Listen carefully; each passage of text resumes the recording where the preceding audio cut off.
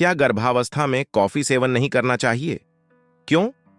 गर्भावस्था में coffee seven करने के बारे में चिकित्सा सलाह अक्सर भिन्न भिन्न हो सकती है, लेकिन बहुत से चिकित्सा पेशेवर समूह गर्भावस्था के दौरान कॉफी की मात्रा में सीमित रहने की सिफारिश करते हैं। इसमें कुछ कारण हैं। कैफीन की मात्रा। कॉफी में कैफीन होता है जो सेंट्रल नर्वस सिस्टम पर प्रभाव डाल सकता है और चेतनता बढ़ा सकता है। गर्भावस्था के दौरान अत्यधिक कैफीन का सेवन न केवल मां को बल्कि भ्रूण विकास कर रहे शिशु को भी प्रभावित कर सकता है। यह नींद न आने, उत्साहित या चिड़चिड़ापन की स्थितियों का कारण बन सकता है। मिसकैरेज की आशंका। कुछ अध्ययनों ने दिखाया है कि अत्यधिक कैफीन की मात्रा से मिसकैरेज की आशंका बढ़ सकती है। इसलिए गर्भावस्था के पहले 3 महीने में कॉफी की मात्रा में सीमित रहना चाहिए। अन्य संबंधित समस्याएं। कॉफी के अधिक सेवन से एसिडिटी, उल्टी और दर्द की समस्याएं भी हो सकती हैं, जो गर्भावस्था के दौरान अधिक समस्याएं उत्पन्न कर सकती हैं। इसके बावजूद कुछ महिलाएं गर्भावस्था के दौरान मामूली मात्रा में कॉफी सेवन कर सकती हैं, लेकिन उन्हें अपने चिकित्सक से इस बारे में परामर्श करना चाहिए। सब कुछ का मौमूल्य रखना और स्वस्थ आदतें अपनाना गर्भावस्था के दौरान महत्वपूर्ण है। क्या गर्भावस्था में मेहंदी लगानी चाहिए या नहीं? आपको पसंद हो तो आप गर्भावस्था में बेझिझक मेहंदी लगाएं। हमारे यहाँ गर्भावस्था के दौरान पड़ने वाले हर तीज त्योहार पर घर की स्त्रियां बड़े शौक से मेहंदी लगाती है। गोद भराई के रस्म से एक दिन पहले तो प्रोफेशनल मेहंदी वाली बुलवाकर गर्भवती को आकर्षक मेहंदी रचाई जाती है। हाँ, इतनी सावधानी अवश्य बरते कि मेहंदी मिलावटी ना हो। केमिकल युक्त मिलावटी मेहंदी से समस्या निर्माण हो सकती है। क्या गर्भावस्था में खट्टा खाना चाहिए या नहीं? हाँ, प्रेगनेंसी में खट्टा खाना बहुत जरूरी होता है।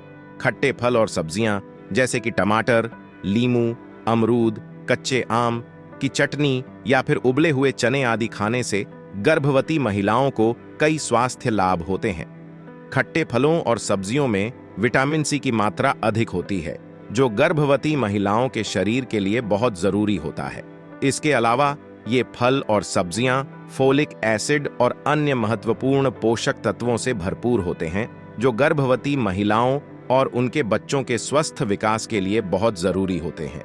लेकिन ध्यान रखें कि अधिक मात्रा में खट्टा खाने से आपको एसिडिटी या अन्य पाचन संबंधी समस्याएं हो सकती हैं। इसलिए आपको मात्रा को संतुलित रखना चाहिए। अगर आपको खट्टे खाने से जुड़ी कोई भी समस्या हो तो आप अपने डॉक्टर से परामर्श करें।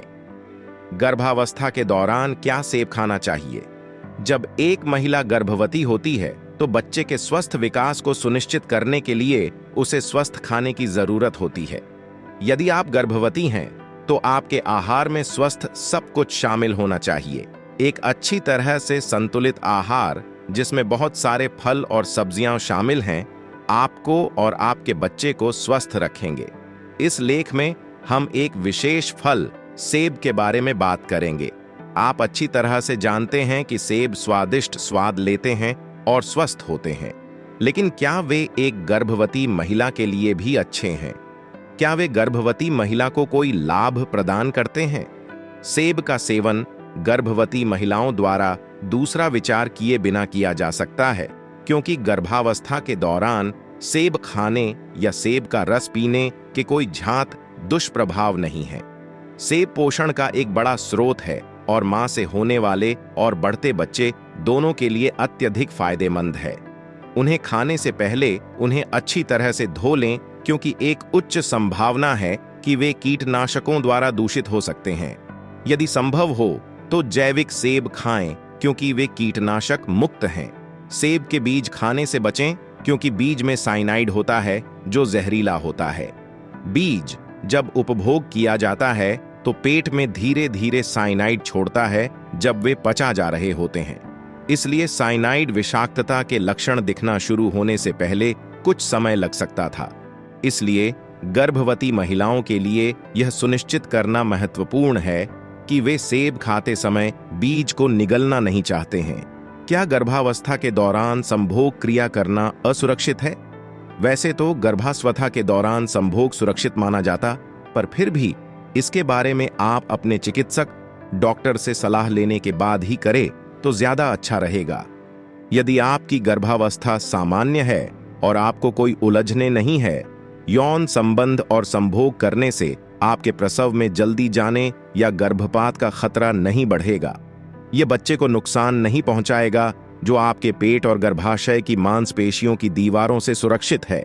डॉक्टरों का कहना है कि संभोग के संकुचन श्रम संकुचन के समान नहीं है। व्यक्तिगत रूप से मुझे गर्भावस्था के दौरान अपने पति के साथ यौन संबंध बनाने के लिए मेरे डॉक्टर द्वारा मंजूरी दी गई थी, लेकिन इसके बाद ही अगले दिन मुझे हल्के से खून के धब्बे दिखाई दिए कपड़ों पर। बस इसके बाद डॉक्टर ने मना कर दिए। गर्भावस्था में औरतों को क्या क्या नहीं खाना चाहिए। गर्भावस्था प्रत्येक महिला के लिए एक बहुत ही नाजुक समय होता है। गर्भावस्था की स्थिति में आपको अपने भोजन का बहुत ज्यादा ध्यान देना पड़ता है। यदि आप भोजन का अच्छे से ध्यान नहीं रखते तो यह आपके लिए हानिकारक हो सकता है। हानिकारक भोजन का असर आपके होने वाले बच्चे पर भी पड़ता है। आपको किस प्रकार का आहार लेना चाहिए और किस प्रकार के खाद्य एवं पेय को अपने आहार में शामिल करने से बचना चाहिए, इसके लिए आप गायनेकोलॉजिस्ट लेडी डॉक्टर से भी सलाह ले सकते हैं। गर्भ में बच्चा कैसे बनता है। गर्भ में बच्चा बनने की प्रक्रिया को गर्भाधान या जनन कहा जाता है। यह एक संपूर्ण और जटिल प्रक्रिया है जो कुछ चरणों में होती है। सबसे पहले एक महिला के ओवरी या अंडाशय में एक अंडा उत्पन्न होता है जो हफ्तों तक वातावरण में सुरक्षित रहता है।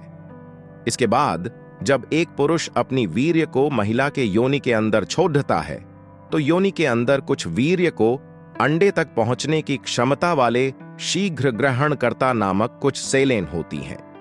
ये सेलें अंडे तक जाकर अंडे के ऊतकों के साथ मिल जाती है, जो अंडे को विकसित होने के लिए उत्सुक करते हैं।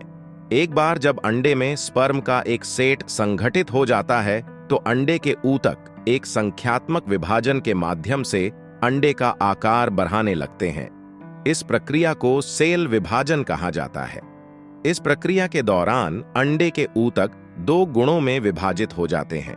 एक गुण पुरुषीय होता है जो स्पर्म को आकर्षित करता है और दूसरा गुण स्त्रीण होता है जो बच्चे के विकास के लिए आवश्यक होता है। इस प्रक्रिया के बाद जब अंडा उत्तोलित होता है तो वह योनि की दीवार से जुड़ता है और अपने विकास के लिए जमा होता है। अंडे को जमा होने के बाद वह अपने विकास के लिए तैयार होने लगता है। उसमें दो लाइनों के बीच में एक मधुमक्खी की तरह नरम लकड़ी की बनावट बनती है जिसे नेयरवल ट्यूब कहा जाता है। नेयरवल ट्यूब बच्चे के न्यूरल ट्यूब और सेंट्रल नर्वस सिस्टम का आधार बनाता है। बच्चे के विकास के दौरान वह कई बार विभिन्न चरणों से गुजरता है जो उसके विभिन्न अंगों जैसे आंत, फेफड़े, गला और नसों को बनाने में मदद करते हैं। यह प्रक्रिया कुछ महीनों तक जारी रहती है जब तक कि बच्चा पूरी तरह से विकसित नहीं हो जाता है और तैयार नहीं होता कि वह जन्म ले सके। गर्भ में बच्चा मल विसर्जन कैसे करता है। गर्भ में बच्चे का मल विसर्जन गर्भवती मां के शरीर के द्वारा स्वतः होता है। जब गर्भ में बच्चा बद्धा होता है तो उसके अलावा उसके आसपास भी अंडकोश और पूरा शरीर बद्धा होता है।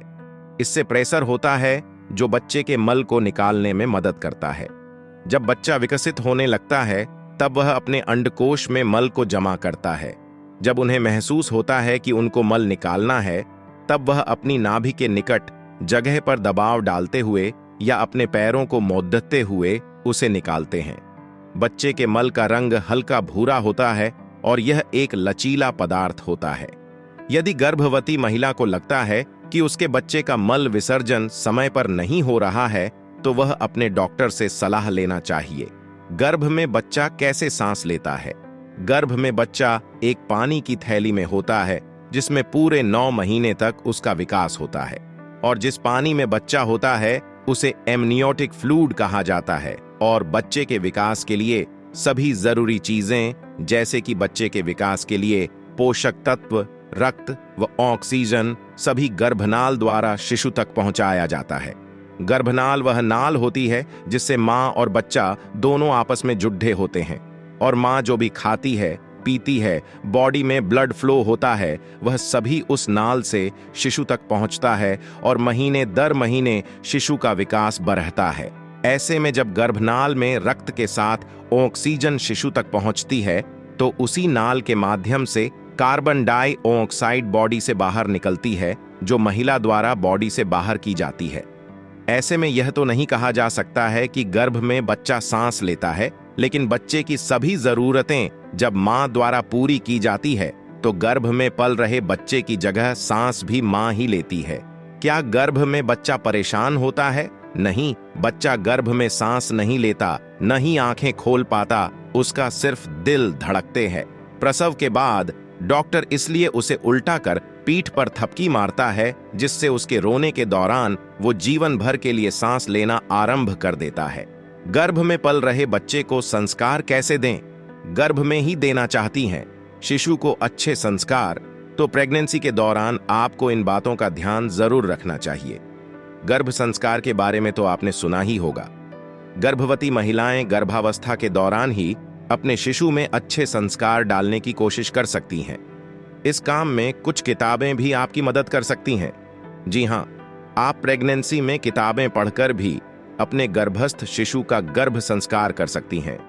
गर्भधारण की शुरुआत से ही गर्भस्थ शिशु का मनोविज्ञान आकार लेने लगता है और 9वें माह में बच्चे के मस्तिष्क का काफी विकास हो चुका होता है। मां की मानसिक स्थिति शिशु तक पहुंचती है, इसलिए इस समय अच्छी किताबें पढ़ने से किसी भी तरह की एंजाइटी, स्ट्रेस और दुख की भावना से बचा जा सकता है। आप भागवत गीता के बारे में तो जानते ही होंगे। भागवत गीता पढ़ने से गर्भ में पल रहे शिशु के विकास और पालन पोषण में मदद मिलती है। धार्मिक किताबों से बच्चों को पौराणिक कथा और ईश्वर के प्रति विश्वास बढ़ता है। भागवत गीता की तरह रामायण और हरिवंश पुराण जैसी पौराणिक किताबें भी गर्भ संस्कार के लिए अच्छी होती हैं। इन्हें पढ़ने से मानसिक स्थिति संतुलित रहती है और ईश्वर के बनाए गए मूल्यों का ज्ञान होता है। प्रेग्नेंट महिलाएं रामायण या अपने धर्म के किसी भी ग्रंथ को पढ़कर अपने बच्चे में संस्कार डालने की शुरुआत कर सकती है। आप बच्चों की किताबें जैसे कि पंचतंत्र या एनिड ब्लाइटन भी पढ़ सकती हैं। इनमें बच्चों के लिए छोटी छोटी कहानियां हैं और बड़ों को भी इन्हें पढ़ने से मजा आएगा। इन किताबों की मदद से आप गर्भस्थ शिशु को कहानियां सुनने और समझने की प्रवृत्ति दे सकती हैं। प्रेगनेंसी के दौरान भगवान गणेश की किताबें पढ़ना भी अच्छा रहता है। जुड़वा बच्चे एक साथ कैसे होते हैं? बच्चे दो तरह के होते हैं, एक दूसरे से अलग दिखने वाले या मोनोजाइगोटिक, या बिल्कुल एक से दिखने वाले जुड़वा या डायजाइगोटिक। मोनोजाइगोटिक जुड़वा बच्चों का निर्माण तब होता है जब एक एग से किसी स्पर्म द्वारा फर्टिलाइज किया जाता है, लेकिन दो एम्ब्रियो निर्माण होता है। इस तरह जन्म लेने वाले जुड़वा बच्चों की आनुवांशिक संरचना एक ही होती है, जबकि डायजाइगोटिक जुड़वा बच्चे तब बनते हैं जब दो अलग स्पर्म्स दो एग्स को फर्टिलाइज करते हैं और दो अलग दिखने वाले बच्चे पैदा होते हैं। ऐसे बच्चों की आनुवांशिक संरचना अलग होती है। होता है अनुवांशिक की असर। अगर आपके परिवार में पहले भी जुड़वा बच्चे पैदा हो चुके हैं तो काफी संभावना है कि आपको भी जुड़वा बच्चे हों। यह आनुवांशिक प्रवृत्तियों की वजह से होता है। यही नहीं, अगर आप भी अपने भाई या बहन की जुड़वा हैं तो जुड़वा बच्चों की मां बनने की आपकी संभावनाएं काफी बढ़ जाती हैं। हालांकि ऐसा माना जाता है कि ऐसी संभावनाएं माता और उसके परिवार पर आधारित होती हैं, पिता के नहीं। ऐसी महिलाओं में होती है अधिक संभावना। एक स्टडी के अनुसार ऐसी महिलाएं जिनका BMI 30 या उससे अधिक हो, उनमें जुड़वा बच्चों को जन्म देने की संभावना अधिक होती है। हालांकि ऐसी स्थिति में केवल फ्रैटर्नल एक से दिखने वाले जुड़वा बच्चे होते हैं। साथ ही ऐसी भी जानकारी मिलती रही है कि ऊंची महिलाएं भी जुड़वा बच्चों को अधिक जन्म देती हैं। जहां यह बात प्रचलित है कि उम्र बढ़ने के साथ महिलाओं के लिए गर्भधारण करना मुश्किल हो सकता है।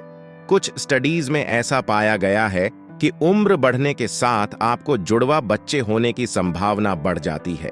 दरअसल जैसे जैसे आपकी उम्र बढ़ती है, वैसे वैसे फॉलिकल स्टिम्युलेटिंग हार्मोन के निर्माण में भी कमी आती है, जो एक ओवरीज को ओव्यूलेशन के लिए रिलीज करने में एक अहम भूमिका निभाता है। तो जैसे जैसे रिलीज होने वाले एग की संख्या बढ़ने लगती है, वैसे जुड़वा बच्चों के लिए गर्भधारण करने की संभावना बढ़ जाती है। ये होते हैं शुरुआती लक्षण। 1. भूख लगना। जुड़वा गर्भावस्था के लक्षणों में से सबसे बड़ा लक्षण यह है कि आपको हमेशा भूख लगेगी। जुड़वा गर्भावस्था में महिला को सामान्य गर्भावस्था में महिला की तुलना में अधिक खाने की जरूरत महसूस होती है। यदि आप भी जुड़वा बच्चों के साथ गर्भवती हैं, तो आपको भी लगातार भूख लगेगी। 2. ब्लीडिंग और स्पॉटिंग। एक महिला जो जुड़वा बच्चों के साथ गर्भवती है, उसको स्पॉटिंग और ब्लीडिंग होने की संभावना अधिक होती है। अगर आप गुलाबी और भूरे रंग के धब्बे नोटिस करते हैं, तो यह अत्यंत सामान्य बात है। यदि आपके ब्लीडिंग हो रही है और साथ में बुखार और लाल खून के धब्बे नहीं हैं, तो डरने की कोई बात नहीं है। 3. Morning sickness. जुड़वा बच्चों के साथ गर्भवती महिला के प्रारंभिक लक्षण में मॉर्निंग सिकनेस बहुत ज्यादा होती है। 50% से अधिक महिलाएं अपनी गर्भावस्था के प्रारंभिक चरण में ही मतली और जी मिचलाना का अनुभव शुरू कर देती हैं। महिला जिनके जुड़वा बच्चे होने वाले हैं, अन्य गर्भवती महिलाओं की तुलना में मॉर्निंग सिकनेस का अनुभव अधिक करती है। 4. वजन बढ़ना। जुड़वा गर्भावस्था में वजन सामान्य गर्भावस्था की तुलना में अधिक होता है, क्योंकि आपके 2 बच्चे 2 प्लासेंटा और अधिक एमनियोटिक द्रव के साथ होते हैं। एक औसत गर्भावस्था में सामान्य वजन 25 पाउंड होता है, जबकि जुड़वा गर्भावस्था में यह 30 से 35 पाउंड के बीच हो सकता है। 5. 2 दिल। बच्चे के दिल की धड़कन पहली बार सुनना हर माता पिता के लिए सबसे यादगार अनुभव होता है। बच्चे के जन्म से पहले आप डॉपलर प्रणाली के माध्यम से अपने बच्चे के दिल की धड़कन सुन सकते हैं। गर्भावस्था के 9वें सप्ताह से जुड़वा बच्चों के दिल की धड़कन अलग अलग से सुनी जा सकती है। हालांकि यह इतना आसान नहीं है, क्योंकि इनकी पहचान को कभी-कभी अलग नहीं किया जा सकता है। जुड़वा बच्चे क्यों होते हैं? जुड़वा बच्चे 2 प्रकार के होते हैं।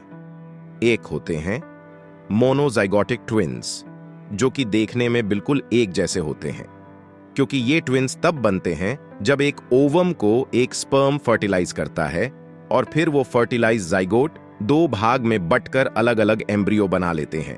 और एक होता है डिजिगोटिक ट्विन्स, जो कि देखने में एक दूसरे से अलग होते हैं, क्योंकि ये ट्विन्स तब बनते हैं जब 2 अलग अलग ओवम को 2 अलग अलग स्पर्म फर्टिलाइज करते हैं। क्या माता के गर्भ में जुड़वा बच्चों का पता पहले से लगाया जा सकता है? हाँ, नियमित अल्ट्रासाउंड होने के कारण गर्भावस्था के शुरुआती चरण में ही गर्भ में जुड़वा होने की पुष्टि संभव है। इतना ही नहीं, यदि अल्ट्रासाउंड न हो तो भी एकल गर्भ की तुलना में जुड़वा गर्भ की स्थिति में गर्भवती का पेट काफी बड़ा होता है। यहां तक कि जब गर्भ में पल रहे शिशु हरकत शुरू करते हैं, तब भी गर्भवती को स्पष्ट एहसास हो जाता है कि गर्भ में एक से अधिक शिशु हैं। गर्भ में लड़का होने के लक्षण क्या है? वैसे तो गर्भ में पल रहे लिंग का पता लगाना कानूनन अपराध है, इसलिए आप बिना अल्ट्रासाउंड के घर पर ही अपने अंदर के कुछ बदलावों से पता कर सकती हैं कि आपकी कोख में लड़का है या लड़की। माँ बनना हर औरत का सपना होता है, माँ बनाना, फिर चाहे वो लड़का हो या लड़की। मगर ज्यादातर लोगों के मन में बेटा या बेटी होने को लेकर कई सवाल चलते रहते हैं और आने वाले बच्चे के लिंग को लेके काफी उत्सुकता भी रहती है। इसलिए मैं कुछ टिप्स बताती हूँ जिससे आप समझ सकें कि आपके कोख में बेटी है या बेटा। आपने बेटे के लिए पूछा है तो मैं उसी के बारे में बताती हूँ। अगर शिशु के दिल की धड़कन 1 मिनट में 140 बीट से कम है, आपका पेट बाहर की ओर बढ़ा है और नीचे की ओर लटका है, आपका दायां स्तन बाएं स्तन से ज्यादा बड़ा है, आपको बाएं करवट होकर सोना पसंद है, पानी ज्यादा पीने के बाद भी पेशाब का रंग पीला है, आपके पैर ठंडे रहते हैं, आपको चटपटा खाने का मन करता हो, आपके चेहरे पर मुहांसे निलकते हो। अगर यह सब लक्षण दिखाई दे तो समझ जाइए कि आपके गर्भ में लड़का है।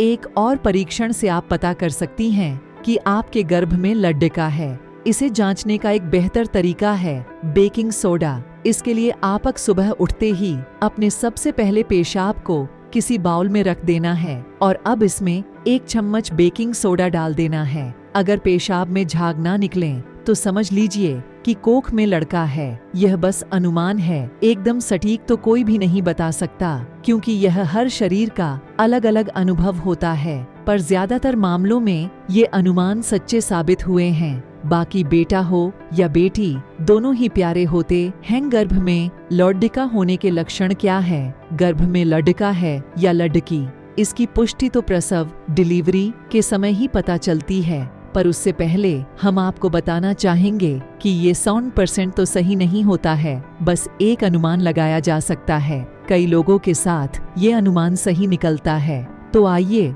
इन लक्षणों के बारे में थोड़ा डिटेल में जानते हैं। पेट का आकार, गर्भवती महिला का पेट नीचे की तरफ ज्यादा झुका हुआ है, तो हम कह सकते हैं कि शायद गर्भ में LDDH का है।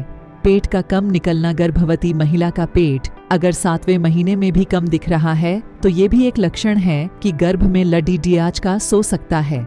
DDHवा और चटपटा भोजन करने की इच्छा, महिला का मन अगर बहुत चटपटा और तीखा खाने का करे तो ये भी संकेत LDDH का होने का है। त्वचा में बदलाव, गर्भावस्था के समय में त्वचा में बदलाव आना एक आम बात है। अगर पेट में लड़का है तो गर्भवती महिला के चेहरे पर मुंहासे और दाग ज्यादा हो जाते हैं और गर्भवती महिला का चेहरा मुरझाया सा हो जाएगा।